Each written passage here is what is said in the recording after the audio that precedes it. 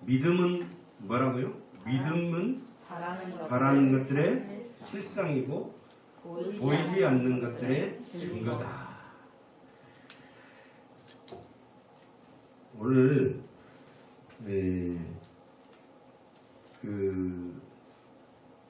하나님에 대해서, 신앙에 대해서 가장 기초적인 관점, 그 관점의 주제를 가지고 우리가 은혜를 나누고자 합니다. 우리가 신앙생활하면서 가장 기초적인 거, 신앙이라고 우리가 하나님을 믿는다고, 하나님에 대해서 안다고 말을 하지만 거기에 가장 밑바탕에 깔려야 될 것이 가장 기초적인 것인데, 그게 뭐예요? 믿음입니다. 믿음. 이 종교, 우리가 뭐 종교 생활을 한다고 하죠. 뭐 불교가 됐든 뭐가 됐든 또 기독교가 됐든 이 모든 게 다 뭐가 깔려있냐면 믿음이 깔려있어요. 믿음.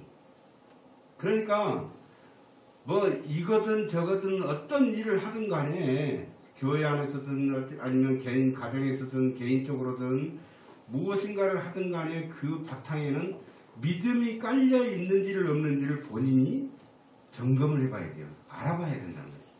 내가 진짜로 믿음 생활을 잘하고 있는지 없는지를 본인은 알 수 있어요. 누구에게 보여주는 것도 있지만 사실은 본인 스스로 알고 있다는 거죠. 우리 이 자리에 다 나와 있지만 이 바탕 안에가, 이 마음 안에가 바탕에 제일 밑바닥에 뭐가 깔려 있냐? 하나님에 대한 믿음이 정말로 깔려 있느냐? 이게 중요한 거예요. 교회 나와서 서로 눈인사하는 걸로 끝나는 게 아니에요. 그래서 가장 기초적인 관점에서 이 주제를 가지고 말씀을 드리려고 하는 것입니다. 먼저 삼위일체 하나님, 삼위일체 하나님을 믿는 기독교는 우리가 지켜야 할, 우리가 세상 살면서 지켜야 할 도덕과 윤리, 그리고 사상적 개념의 철학이 아님을 분명하게 말씀을 드립니다. 그러니까 착하게 살아야 된다, 도덕적으로 살아야 된다, 예의 바르게 살아야 된다, 윤리에 관한 어떤 그런 종교가 아니에요. 이것은. 그리고 어떤 유명한 철학자들이 말하는 그 철학적 사상이 전혀 개입할 수 없는 것이 바로 우리 기독교입니다. 또한 기독교는 다른 타 종교처럼 자신의 인격을 수용하는 종교도 아니에요. 가서 연부를 드리고 가서 108배를 하고 이렇게 자기 자신을 낮추는 그런 어떤 그런 공력을 들여서 얻어지는 이룰 수 있는 그런 종교가 아니에요. 그리고 가서 참선을 하고 어디 저기 산속에 들어가지고 뭐라 그러지 이렇게 손을 이렇게 모으고 합장을 하고 가만히 앉아서 자기를 수양하는 그런 종교가 아니다는 것이죠. 기독교는 개인의 존재성, 나의 존재성, 이 존재성과 존엄성, 그것을 위한 신비를 알게 하는 길과 진리와 생명에 대한 믿음의 결정체입니다. 자신을 알게 하는 존재성 그리고 존엄성을 위해서 그 신비를 알게 하는 길과 진리와 뭐라고요? 생명에 대한 그 믿음의 결정체가 바로 기독교입니다. 우리에게 가장 우리의 삶 속에서 가장 애매한 단어가 무엇입니까? 바로 믿음이라는 단어예요. 믿음이라는 단어를 딱 보여줄 수 있다. 이걸 어떻게 보여줘 우리가? 믿는다. 누구를 믿는다? 내가 우리 아들 은호를 믿어요. 우리 아들 은호가 참 지금 잘 성장하고 있고 정말 앞으로도 잘 될 거라고 믿어요. 근데 그 믿음을 내가 보여줄 수 있어요? 보여줄 수가 없습니다. 가장 애매한 단어가 바로 믿음이라는 것입니다. 믿음이란 과연 실상일까 아니면 허상일까? 믿음이 너무 좋으니까 실상으로 나타나죠. 그런데 그 실상일까 허상일까를 증명해 볼 수 있는 거. 확실한 것은 보이지 않는 것에 대한 그 믿음이란 것은 확실한 것은 믿음이란 것이 분명하게 우리가 말할 수 있는 건 뭐냐면 보이지 않는 것에 대한 무언가의 확신이라는 거예요. 보이지 않는 것에 대한 무언가의 확신. 눈에 보이는 것은 여러분 눈에 보이는 것은 믿음의 대상이 아니에요. 눈에 보이는 것은 믿음의 대상이 아닙니다. 믿음이란 것은 자기의 모든 것을 가지고 그를 신뢰할 수 있는 뭔가 어떤 존재성이 있어야 되는데 그게 바로 보이는 것은 믿음의 대상이 아니에요. 이게 보입니까 안 보여요? 이게 뭐예요? 보여요. 볼펜이죠. 이 볼펜은 보입니까 안 보입니까? 보입니다. 이게 보이는 것이 나의 믿음의 대상이 됩니까? 아니요. 물론 쓰기에 편리하게 해서 이것은 분명히 뭔가 나올 것이라는 어떤 기대감은 있어요. 그런데 이게 믿음의 대상까지는 아니에요. 저 들에 보이는 저런 은행나무가 믿음의 대상입니까? 아니에요. 그냥 존재하는 거예요. 존재하는 거. 그러니까 믿음의 대상은 눈에 보이는 것은 절대 믿음의 대상이 될 수가 없다는 것이죠. 왜냐하면 보이는 것은 현재 우리에게 실존하는 실체이기 때문에 보이는 것은 우리가 볼 수도 있고 만질 수도 있고 가질 수 있는 것의 결과물 또는 결정체라는 것입니다. 보이는 것은 단순합니다. 그냥 보이는 것의 세계는 사람들이 만들어낼 수 있는 세계예요. 그렇죠? 보이는 것은 우리가 만들어낼 수 있어요. 저 나무가 처음에는 작았지만은 저거를 자꾸 물을 주고 또 거름을 주고 해가지고 저렇게 크게 키울 수 있고 수박을 씨를 뿌려가지고 나중에 이 쌍이 날 것이라는 어떤 기대감 그로 인해서 물을 주고 자꾸 이렇게 거름을 주니까 나중에 점점 커가지고 어떻게 수박에 열매를 맺는다. 이건 우리가 다 알고 있는 것이고 우리가 만질 수 있는 것이고 우리가 가질 수 있는 것입니다. 그렇게 복잡하지가 않아요. 나의 경험으로, 나의 지식으로, 나의 힘으로, 나의 원하는 대로 만들어낼 수 있기 때문에 복잡하지가 않습니다.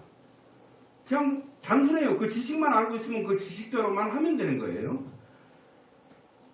그것은 우리가 현재 살고 있는 세계, 다시 말해서 3차원의 세계에서 실제로 존재하고 있는 그 무엇인가를 가지고 얼마든지 만들어낼 수 있다는 거예요.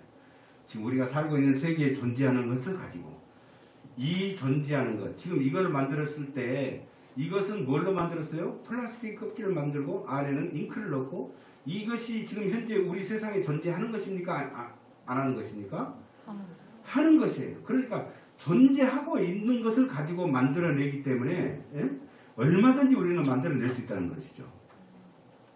그 3차원 세계에 자 그러면 플라스틱도 존재했고 그 다음에 모든 자연에 있는 모든 풀과 또 나무들도 존재했고 그런데 그것을 누가 만들었을까? 존재하고 있는 것을 누가 만들었을까? 세상 사람들은 잘 모르죠. 자연적으로 생겨났다 그래요. 아니면 진화를 했다 그래요. 그렇게 참 상식적으로 이해가 안 되는 걸 가지고 과학적으로도 설명할 수 없는 걸 가지고 그렇게 주장을 하는 사람들이 있다는 거예요. 그래서 론이라고 해요. 론. 진화론. 네? 진화 원칙 아니고 론이에요. 론. 그러니까 이야기일 뿐이에요.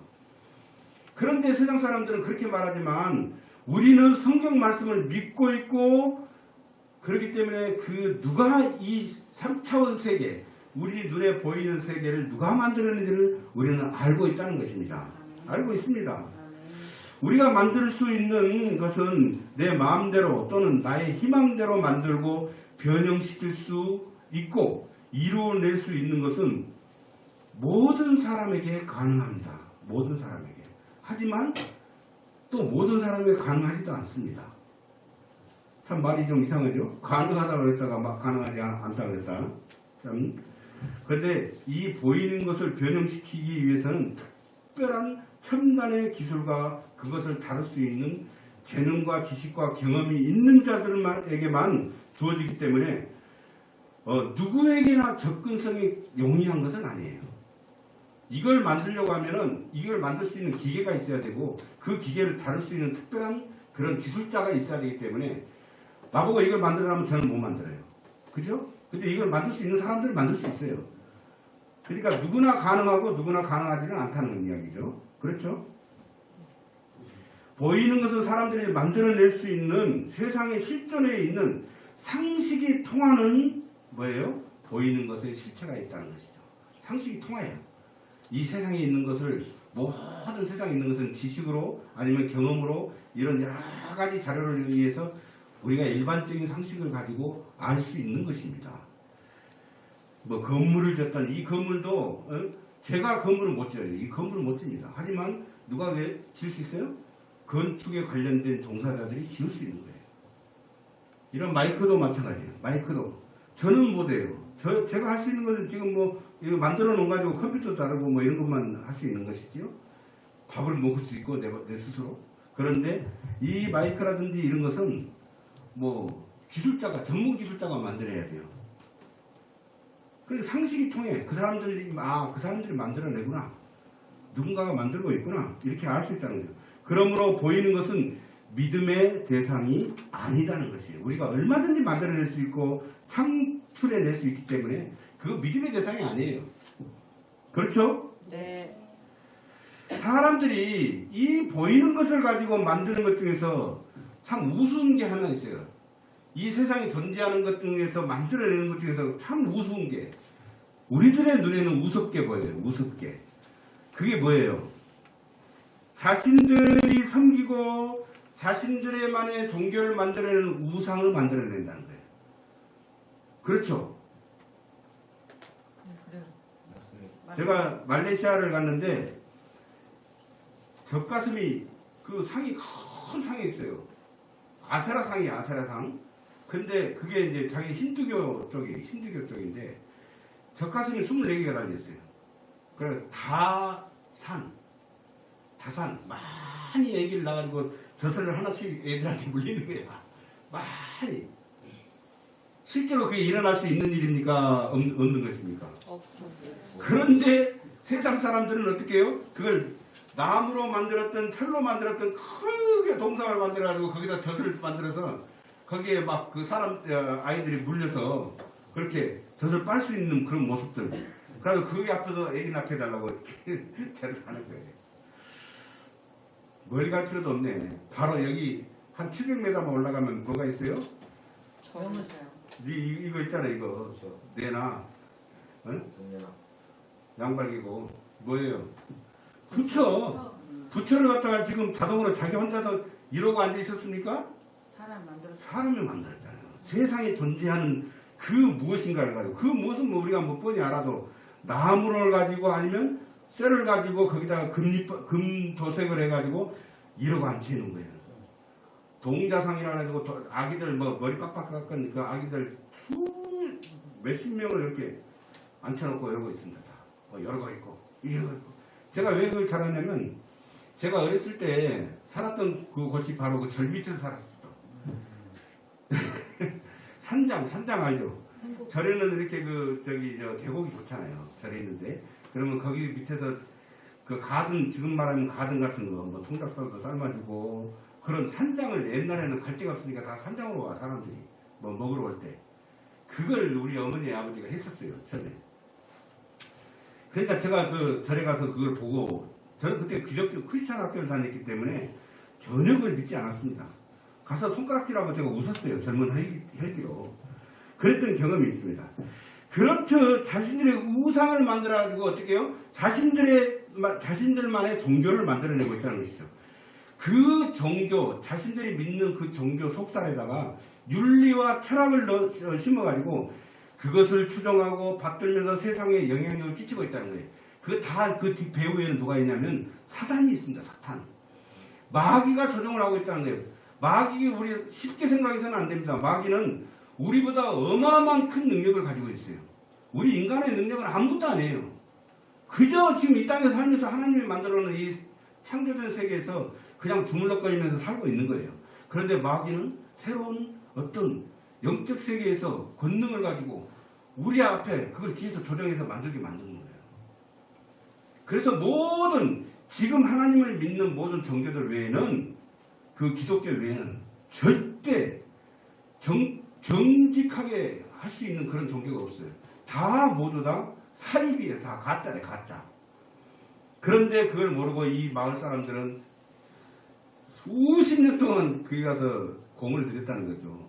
내 이야기 들어보니까 여기 마을 사람들이 돌아가실 때가 되면 자식들도 다 떠나고 없고 뭐 이러면 그 재산을 절에다 다 바치고 절에 가서 돌아가셨다는 거예요. 절에 가서. 그러니까 이 재산이 어마어마하게 많아요. 이 절의 재산이. 그래가지고 뭐 또 어르신 이야기 들어보니까 가만히로 막 돈을 그렇게 넣어가지고 가만히 놓고 가져갔다 그랬죠? 네? 돈을 그렇게 막 그 가만히에 넣어가지고 저기 근덕 농협에 가서 저금을 하고 그랬대요. 그 너무 재산이 많으니까 그 교단에서 이거 이렇게 하다가 세상 사람들 욕먹으니까 그래서 어디 이유 이 안 밑으로는 다 팔아라 그랬대요. 땅을. 그래가지고 개인들한테 다 팔린 그게 얼마나 됐어요? 그 팔리게 된 게? 한 몇십 년 됐습니까? 몇년 됐죠. 10년? 몇십 년 됐대요, 몇십 년. 우리가 한 60년 됐을 거예요. 60년 전에 그랬대요. 다 그래서 개인들한테 분양을 했다는 거죠. 그렇죠. 그래서 그렇게 하는데도 그 사람들은 가서 그걸 섬기고 있다는 것이죠. 하지만 성경 속에서 믿음은 우리가 바라는 것들, 다시 말해서 소망과 희망과 만들어내고 싶은 그 바램들을 현실적으로 내가 손에 쥐고 있지는 않지만 또는 내 눈앞에 보이지는 않지만 다시 말해서 실체가 없지만 내가 원하고 바라는 것에 실상을 얻고 싶은 그 마음, 그것을 믿음이라고 정의하고 있다는 것입니다. 말이 좀 많이 좀 어렵죠. 그런데 이 믿음이라는 단어를 쉽게 설명할 수 있는 방법이 없습니다. 보이지 않는 것의 실상이라니까 여러분들 그 말만 들으면 보이지 않는 것의 실상의 믿음? 이게 뭐지? 예. 그러니까 내가 바라는 것들 보이지는 않지만은 내 눈앞에 보이지는 않지만 어떻게 해요? 내가 바라는 것들, 소망하는 것들, 희망하는 것들을 만들어내고 싶은데 현실적으로는 그렇게 할 수가 없는데 그것을 얻고 싶은 그 마음 자체가 뭐예요? 바로 믿음이라는 거예요. 믿음. 믿음은 단순하지가 않습니다. 아까는 보이는 것은 단순하다고 때는 만들 수 있기 때문에 근데 믿음은 단순하지가 않고 또 작지가 않습니다. 그리고 어마어마하게 큰 일을 만들 수 있는 가능의 세계가 바로 믿음입니다. 그러므로 믿음은 보이지 않는 세계, 다시 말해서 불가능의 세계가 가능의 세계로 바뀌어지는 놀라운 능력을 가지고 있는 것이 바로 믿음이에요. 제가 성경을 통해서 한번 말씀을 드려보겠습니다. 우리 신약성경 마태복음, 마가복음, 누가복음, 그 다음에 요한복음을 사복음서를 보면 수많은 예수님의 기적들이 기록되어 있습니다. 마태복음 8장 5절로 13절을 보니까 한 백부장, 이 백부장이라고 하면 로마 군사에 100명의 하인을 데리고 있는 군사를 데리고 있는 장수예요. 장수. 그 백부장이 자신의 하인이 중풍병에 걸린 거예요. 중풍병. 요즘 중풍병 걸리면 거의 한쪽은 거의 쓸 수 없는 그런 상태로 태어나는 경우가 있어요. 그러면 죽어요. 중풍병 걸리면 그 뇌의 기능이 피를 막아버리기 때문에 거의 걸려서 죽게 됩니다. 이 백부장의 하인도 죽게 된 거예요. 중풍병에 걸려가지고 자신의 하인을 고쳐달라고 예수님 앞으로 나온 거예요. 백부장이. 그러니까 예수님이 백부장이 와가지고 자기 하인을 고쳐달라고 그러니까 그래요. 그러면 내가 가서 그 하인을 고쳐주겠다 이렇게 말하는 거예요. 그러니까 백부장이 손살을 치는 거예요.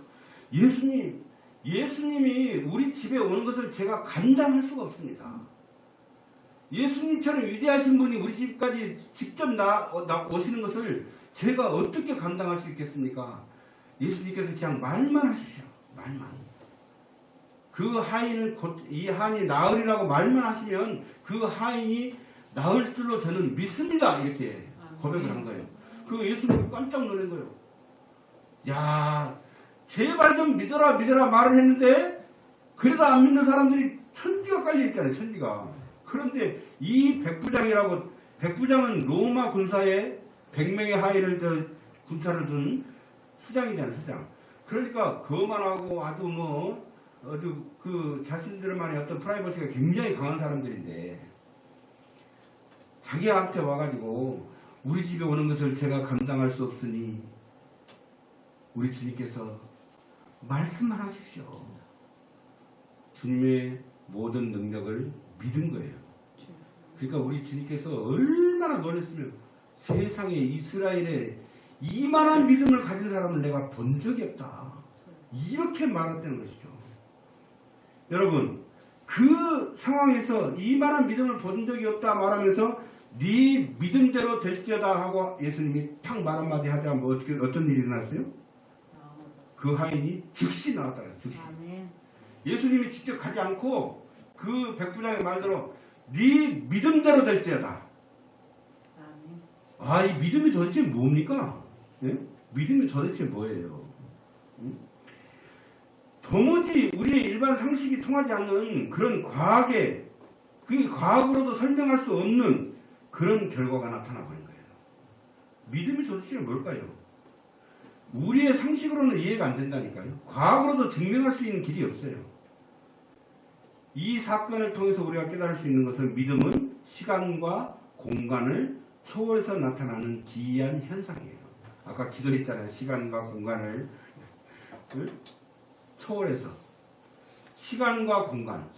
우리가 거기를 가가지고 직접 그 장소에 있어야 되고 그런 공간을 초월한 말씀으로만 하는데 어떻게 했어요? 네 믿음대로 될지어다 했더니 그 믿음대로 하인이 즉시 나와버렸어요.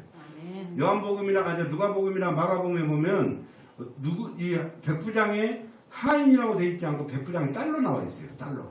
그 성경에는.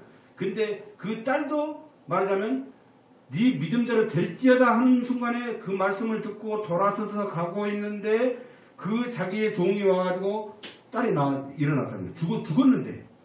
죽었는데 일어난 거예요. 우리 딸이 죽었습니다. 근데 예수님께서 오셔가지고 말씀만 해주시면 예수님께서 말씀만 해주시면 우리 딸이 나을 줄로 살아나죠. 믿습니다. 이랬더니 네 믿음대로 될지어다 했더니 어떻게 해요? 자기 딸이 살아났다는 거예요. 놀라운 일이에요. 이건 있을 수 없는 우리 일반 상식으로는 이해하기 어려운 이야기라는 것이죠. 마태복음 9장 18절로 22절에 보니까 12년 동안 혈루증을 앓은 피를 흘리면서 고름이 내면서 그런 혈루증, 그런 혈증이라는 정확한 정의는 나중에 우리 한번 찾아보기로 하시죠. 그런 혈루증을 앓은 여자가 예수님의 그 겉옷을 만짐으로 인해서 그 12년 동안 그렇게 앓았던 그 병이 순간적으로 나와버린 거예요. 아멘. 그런데 이 여인은 어떤 상황이냐면 많은 무리에 이렇게 둘러싸여서 예수님이 워낙 그 많은 기적들을 베푸고 하니까 수많은 사람들이 예수님을 둘러싸고 가는 거예요. 이렇게. 예수님이 걸어가는 곳에 막 아주 인파가 이 벽을 이루고 있는 거죠. 그런 상태에서 이 여인의 마음속에 무슨 마음이 있었냐면 저렇게 사람들에게 둘러싸여서 가고 있는 저 예수님의 겉옷자락만 내가 만져도 내 병이 나을 것이다 하는 믿음을 갖고 있었다는 거예요. 그래서 삐짓고 간 거예요. 삐짓고. 그 혈증 걸린 그 여인의 그 간절한 마음으로 가서 예수님의 옷자락을 탁 잡는 순간에 놀라운 일이 일어난 거예요. 무슨 일이 일어났어요? 즉시 자기 병이 깨끗이 나와버린 거예요. 아멘. 근데 예수님이 자기에게서 능력이 나간 것을 아시고 뒤돌아보면서 그 여인을 보고 네 믿음이 너를 구원했다. 아멘. 이렇게 말씀하시는 거예요. 사랑하는 여러분, 이런 일들이 흔히 일어나는 일입니까? 아니요. 이게 눈에 나타나는 보이는 사건입니까? 누군가의 옷자락만 만져도 병이 낫는 일이 현재 우리 주변에서 많이 볼 수 있는 일이냐 이거예요. 절대 그렇지 않습니다. 이 사건은 분명히 보이지 않는 무엇인가의 능력이 존재하고 있음을 우리는 알 수 있다는 것입니다. 그 바탕에가 뭐가 있었냐? 믿음이 있었다니까요. 믿음. 아멘. 믿음을 진짜로 가지면 아까 우리 사모 기도했던 것처럼 시간과 공간을 초월한 그런 놀라운 능력이 나타난다는 것입니다. 아멘. 창세기 4장 2절로 8절에 보니까 인류 최초의 하나님에 대한 그 제사와 그 제사로 인해서 살인사건이 일어납니다. 그 살인사건을 통해서 가인의 제사는 하나님이 받지 않으시고 그 다음에 아벨의 제사는 동생 아벨의 제사는 하나님이 그 제사를 받아요. 그런데 우리가 성경을 보니까 도대체 왜 하나님이 가인의 제사는 안 받고 아벨의 제사는 받았을까? 왜 가인의 제사는 안 받았을까요? 가인은 열심히 농사를 지어가지고 그 농사에 그걸 가지고 하나님께 제사를 올린다고 하나님께 드렸는데 왜 하나님이 안 받았었지? 근데 아벨은 받았어요?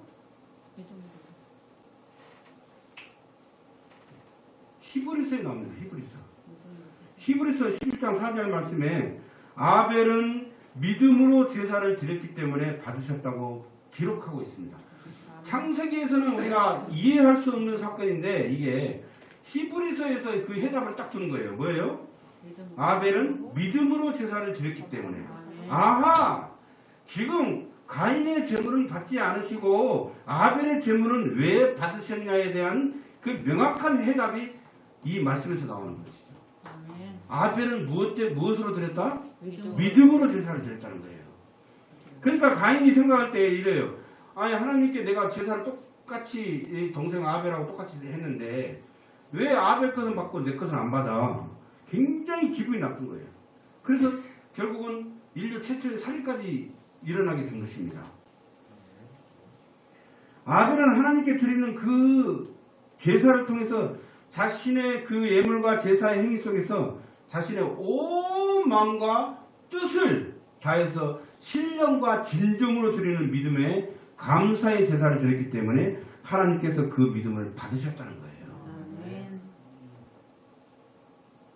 그런데 가인은 어떻게 했어요? 가인. 지금 이 해답을 찾으면서 가인은 하나님께 제사를 드리면서도 신령과 진성으로 드리는 그런 믿음의 제사를 드리지 않고 오직 자기 자신이 할 도리 어쩔 수 없이 어쩔 수 없이 해야만 하는 그런 형식적인 절차적 행위를 그렇게 함으로써 하나님께 제사를 드렸지만 하나님은 받지 않으셨다는 거예요. 보면 받지 않는 그 문제를 가지고 그 제물을 받지 아니하신지라 이 말씀은 히브리어로 보면 샤아라고 합니다. 샤아라는 것은 무슨 뜻이에요? 쳐다보지 않는다. 쳐다보지 않는다. 그러니까 그렇게 형식적으로 자신만이 판단하는 어떤 믿음과 신령과 진정으로 드리는 그런 제사가 아닌 자신의 어떤 형식적인 어떤 제사를 드리는 것은 하나님이 어떻게 한다? 보지도 않아. 보지도 않아. 그래서 아벨이 바로 믿음으로 신령과 진정으로 드렸던 그 제사이기 때문에 아벨이 제사만 하나님이 받으셨다는 것입니다. 요즘 인터넷에 11조에 대한 이야기가 많이 나옵니다. 유튜브에 보면 11조에 대한 설교들을 많이 올리는데 11조를 하지 않아도 된다는 참으로 몰직하고 무식한 목사들이 그 유튜브에다 그 글을 올려요. 영상을. 세상에 그 조회수가 상상 초월이에요. 상상 초월. 11조를 드려야 된다. 우리는 11조를 드림으로써 복을 받는다. 복 받기 위해서 11조를 드린다. 이렇게 알고 있잖아요. 그리고 말씀에 그 다음에 이 성경 말씀에 보면 선진들이 믿음의 선진들이 하나님께 복을 받기 위해서 드리는 그 11조의 그 어떤 의미를 우리는 다 알고 있어요. 알고 있는데 세상에 그 몰지각한 그 목사들이 11조를 드리지 않아도 된다. 딱 타이틀을 딱 제목을 써놓으니까 많은 신앙인들이 거기 들어가서 그 설교를 듣는 거예요. 그럼 이게 설교를 들을 때마다 뭐가 올라가요? 예? 조회수가 올라가죠. 조회수. 요즘에 유튜브 하시는 분들 많이 뭐 먹방도 올리고 뭐 무슨 저 희한한 뭘 막 올려가지고 막 조회수를 막 올리잖아요. 연예인들도 지금 요즘 완전히 유튜브에 지금 완전히 푹 빠졌어요. 보니까. 최양락이 뭐 김미선이 박미선이가 뭐 이런 코미디언들도 막 전부 다 유튜브 하고 있습니다. 근데 일반 목사님들이 이 교회에서 설교하는 설교 내용들은 거의 뭐 몇십 명 아니면 몇백 명 좀 유명한 사람들은 뭐 1000명, 10,000명 이렇게 들어오는데 이건 거의 100만대예요. 100만대. 우리나라 크리스찬들이 가장 관심 갖고 있는 그 부분 참 내가 열심히 해서 돈을 벌었는데 이걸 갖다가 교회가 11조를 하나님께 드려야 된다고 우리가 알고 있었지만 여기서 11조를 드리지 않아도 된다 그러네? 그러니까 11조를 드리지 않을 수만 있으면 좋겠네. 그러면서 거기 들어가서 계속 조회수를 하는데 조회할 때마다 뭐가 올라가요? 응? 이 목사, 가짜 목사, 이 싹군 목사의 수입만 벌어지고 있는 거예요. 네? 100만 명이 조회를 한다니까 그 조회하는 그 조회가 많으면 어떻게 해요? 그 유튜브 광고가 뜨고 광고 수익이 이 그 충격적인 그 말의 그 원리 그 목사한테로 다 돌아가는 거예요, 돈이. 결국은 이런 말로 인해서 사람들을 현혹을 시키면서 그 사람들로 인해서 수입을 창출해내는 그런 싹군 목사들이 희한한 말을 하는 거예요. 11조는 자발적으로 하나님께 받은 것에 대하여 감사해서 그 감사의 그 믿음을 가지고 드리는 예물이 바로 11조입니다. 그리고 헌금이에요. 어떤 목사들은 그 멀티각한 목사는 또 뭐라는 줄 알아요? 11조는 구약의 율법의 산물이라는 거예요. 그러니까 구약시대의 율법의 산물이기 때문에 지금 우리는 신약시대에 예수님이 오셔가지고 모든 걸 다 완성시켜버렸기 때문에 우리는 그걸 안 내도 된다. 복하고는 상관이 없다고 이렇게 이야기를 하는 거예요. 절대 그렇지 않습니다. 지금 이 말이 저도 유튜브에 지금 올라가는데 이 유튜브를 듣고 나한테 따진 사람이 있으면 가서 내가 진짜 가서 따지고 싶다.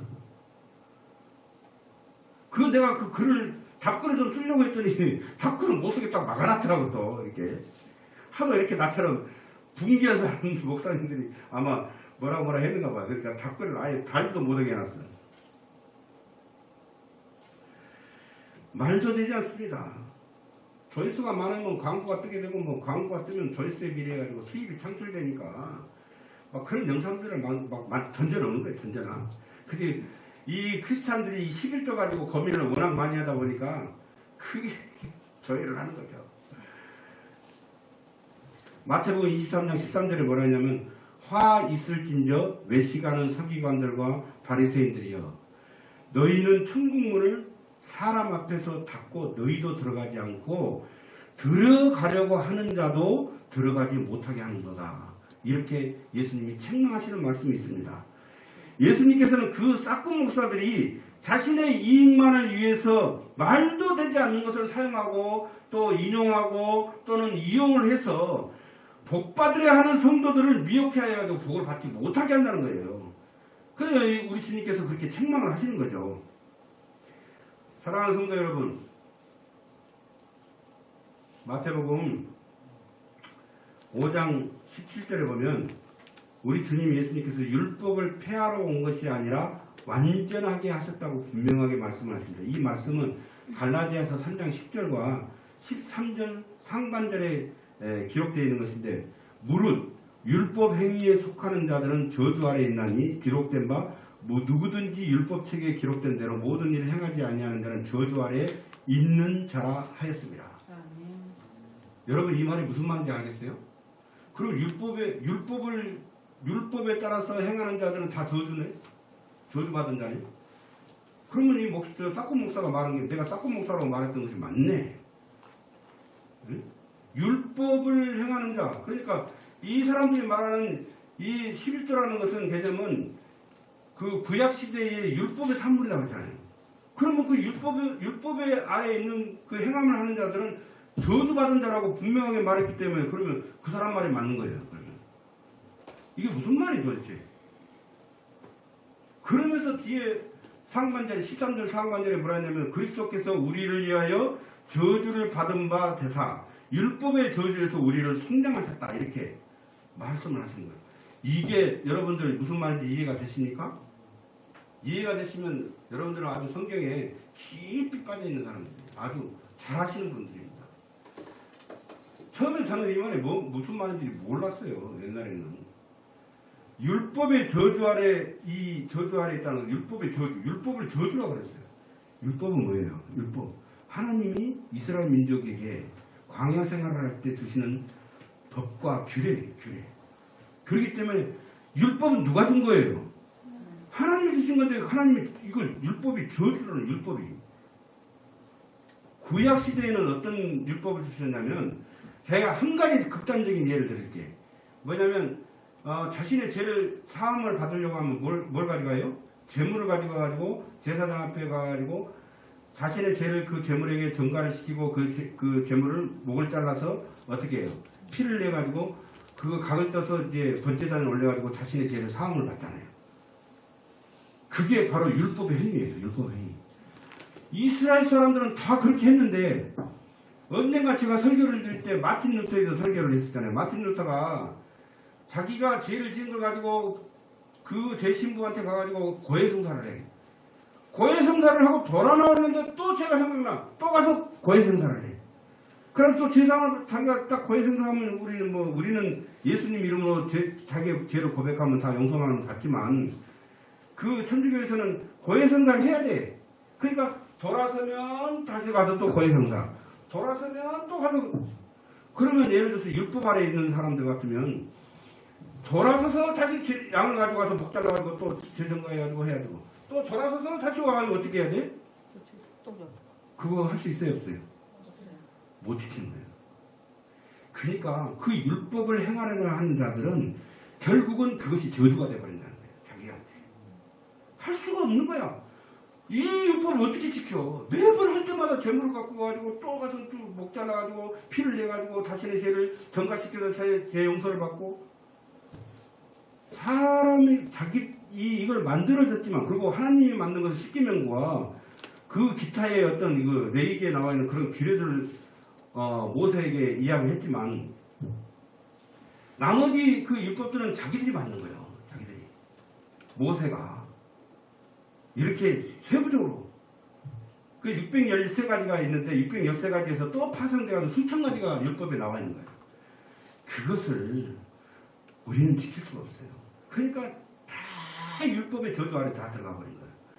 그런데 우리 주님 예수님께서 이 땅에 오셔가지고 그 모든 저주를 대신 짊어지고 그 죄를 대신 짊어지고 십자가상에서 못 박혀 돌아가심으로 그 저주를 싹 풀어버린 거예요.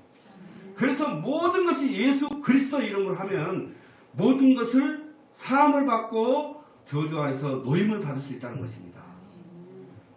그런데 그러면 그렇게 모든 저주를 우리가 다 예수님께서 완성을 시켜버리는 거예요. 다.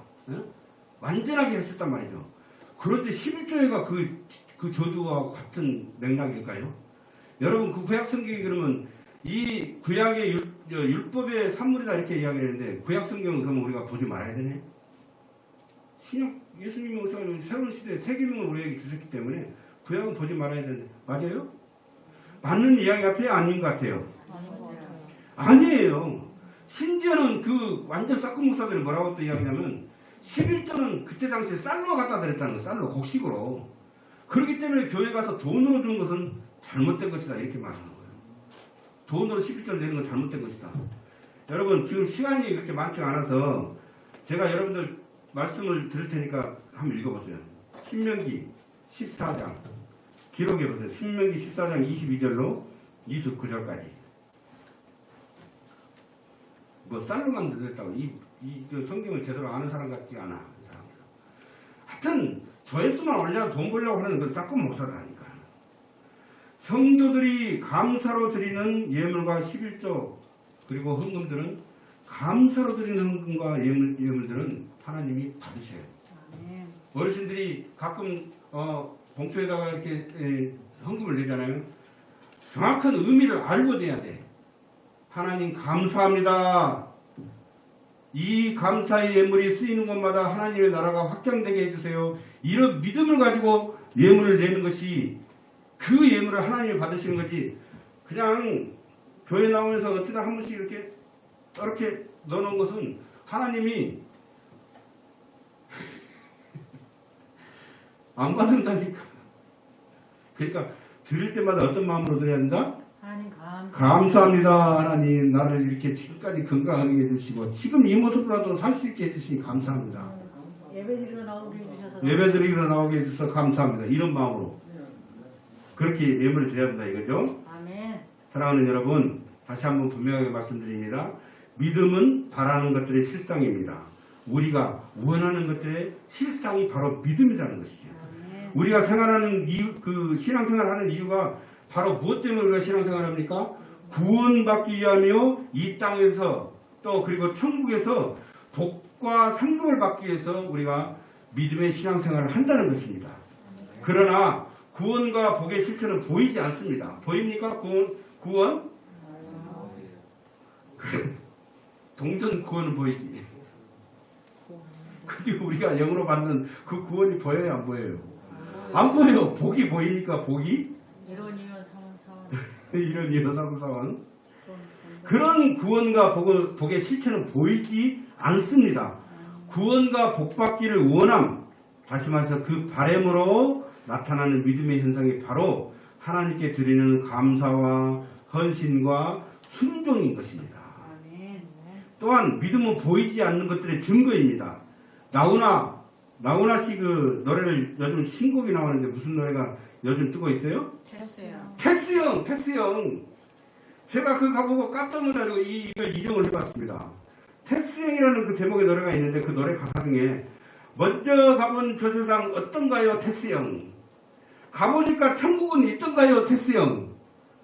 야, 그걸 보고 나훈아도 이 새로운 이제 늙음하게 이제 마지막 그 곡을 만들었는데 이 사람도 관심사가 뭐예요? 천국이 있나? 진짜 천국 있을까? 얘가 죽으면 천국 갈까? 지옥 갈까? 복음을 전해야 돼요. 복음 전해야 돼. 진짜 내가 그 생각 들었어. 내가 언제 나훈아를 찾아가고 싶더라니까. 전해야 돼요. 또 이병철 회장이 죽기 전에 정말 천국이 있을까요? 근데 왜 예수 믿는 사람은 나처럼 부자가 되지 않을까요? 이런 의문점을 24가지를 의문점을 써가지고 했는데 결국은 그 해답을 듣다가 돌아가셨어요. 예수님을 믿지 않고 믿었는지도 몰라. 혹시나.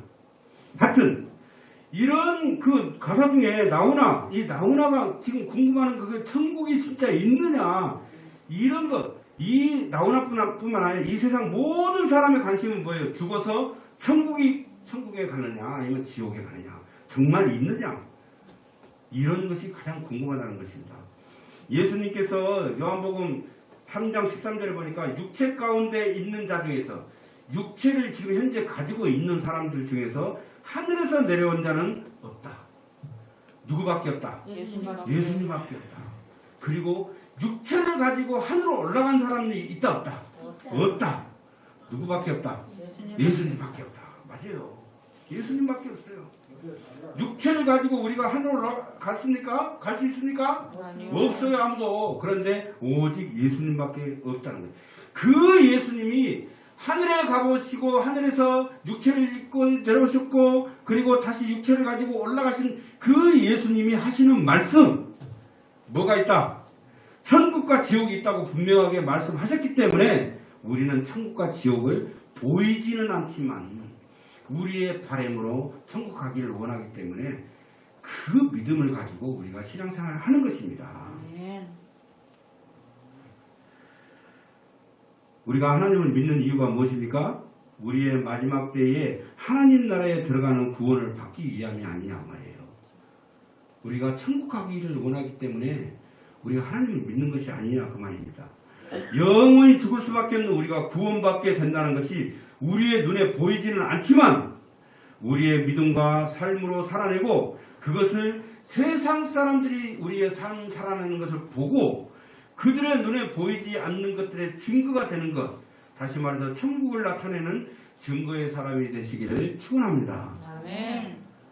오늘 말씀을 듣는 모든 주님의 권속들, 우리 눈에는 보이지 않지만 하나님 나라 천국이 있음을 믿고 오직 우리 주 예수 그리스도를 진실로 믿어서 우리가 바라고 원하는 천국에 한 분도 빠지지 않고 들어가시기를 주 예수 그리스도의 이름으로 축원합니다.